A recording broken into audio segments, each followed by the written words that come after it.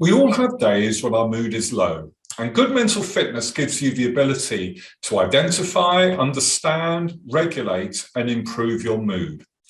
This is one of the most important life skills you'll ever learn, because the quality of your life is going to be largely determined by the quality of your moods.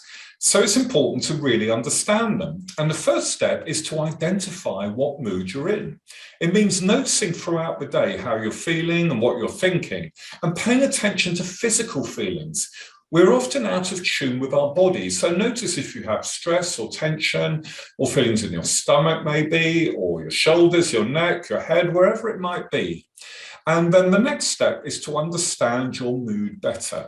One of the biggest mistakes we make is to attribute our feelings to our circumstances. So you might say, I'm feeling down because my partner argued with me this morning, or I had a challenging email from a client. We tend to look outside of ourselves for how we feel and look to try and fix it by fixing our circumstances, when often the real cause of our mood lies more within. And this means also understanding that our moods shift throughout the day.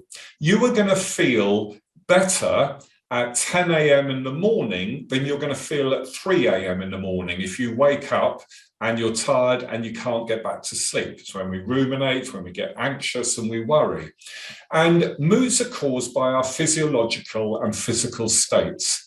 And a really good model that will help you here is what we call the HALT Framework. That's H-A-L-T. H stands for hungry, A for angry, L for lonely, and T for tired. When you are feeling one or more of these, it's going to lower your mood and cast a shadow over everything.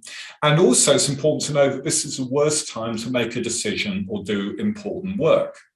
And the more we understand our moods, the better. It's also important to understand that our moods are caused by the way we think. At an unconscious level, we're constantly creating good moods and bad moods through our beliefs, through our habitual thinking, and through our habits. So let's look at how we can really improve our moods. First of all, appreciate that moods are temporary and will not last long. Know that you are not your moods, and simply observing your mood and saying something to yourself like, I notice that I'm feeling a little fatigued, really helps, because it puts your mood in perspective. It detaches yourself from your mood. You are not your moods.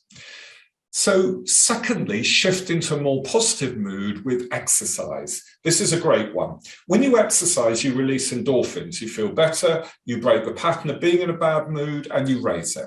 If you've ever experienced running, cycling, or playing an aerobic sport, or doing any other aerobic activity, you might have experienced runner's high. You know that you can really elevate your mood. It's simple, we can all do it. If you can't get out of the office, maybe just stand up, move your arms, move your legs, try deep breathing. Another great technique is just to smile for 30 seconds. The bigger the smile, the better. It does make a positive difference. And if you're able to, talking to a friend or colleague can really help. The simple act of sharing can elevate your mood. So this week, I want you to pay attention to your moods and notice the patterns. When do they arise? Are you hungry or tired? What other triggers are there that you notice? And when you're in a low mood, use one of these techniques and acknowledge that your mood is temporary and it's not you. So just to recap, recognize your mood, understand the causes, and shift to a better mood. And the more you practice this, the more you will build your mental fitness.